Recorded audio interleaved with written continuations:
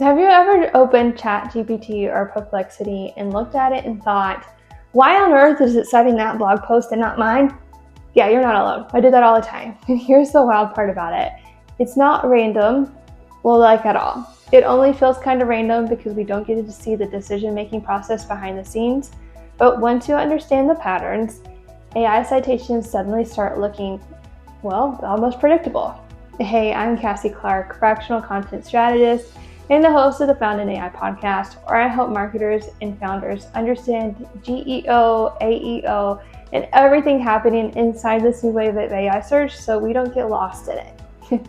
Today, we're digging into how AI engines choose what to cite and how you can shape that in your favor. So the reason AI citations feel chaotic is kind of simple. We don't see the evaluation process. We don't really know what it is. We only see the output. But under the hood, we do know that these models are running layered filters to decide whose content gets reused, whose ideas get elevated and put into those answers, and whose content is ignored, quietly skipped over to never be seen again. And those filters, they're shockingly consistent once you know what they're looking for, and this changes all the time. So this is as of December 2025. So let's start with the biggest one here, clarity. Clarity, it's always clarity. Models like ChatGPT, Perplexity, and Gemini, they all prioritize extractable information. So if your content is rambly, packed with filler, you're going to be filtered out before you ever enter the citation pool. AI engines want crisp definitions, sharp statements, kind of like a spicy take, and ideas that stand out on their own. Think of it like this. If an AI can't lift a single sentence from your content without breaking the meaning, it will not cite you, period. That's it. Clarity is the first one out of the gate, and it's brutal, so you have to be very clear in what you're saying online. Next, talk about this one a lot, structure.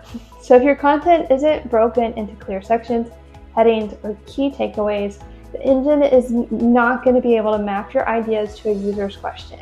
So you might have the right information in your content, but if it's scattered and the model can't find it, it's not going to use it, because these AI engines are pattern matchers. Well-structured content matches that clean pattern, they'll use it. Messy structure, it basically says, I have no idea where your answer is, so I'm going to go cite someone else.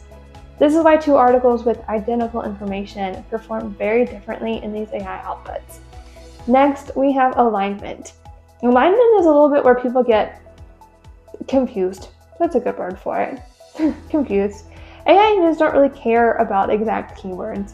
They care really more about the semantic match. That means how closely the idea in your content matches the intent of the user's question. For example, if someone asks, hey, what's the best tax software for salons?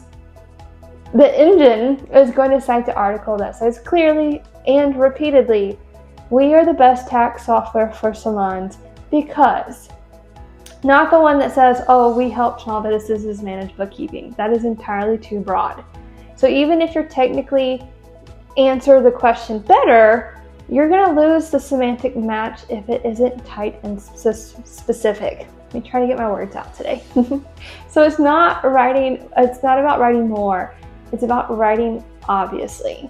Freshness is super simple. Older content has a higher risk of misinformation according to these AI engines. They want content that looks like the lowest risk that they can find. So if your page hasn't been updated in 2 years and your competitor keeps refreshing theirs once a week, guess who gets that citation? A single update, like adding one new paragraph, one new example, it can push your business, your brand back into that eligible citation pool. And finally, we have authority. Now, I'm not talking about domain authority. That's helpful for SEO, but not so much AI search. I mean topic authority. Have you published multiple pieces on the subject? Do you show consistent expertise? Do you have clear author schema on your website across all of your blog posts? Are people talking about you across the web?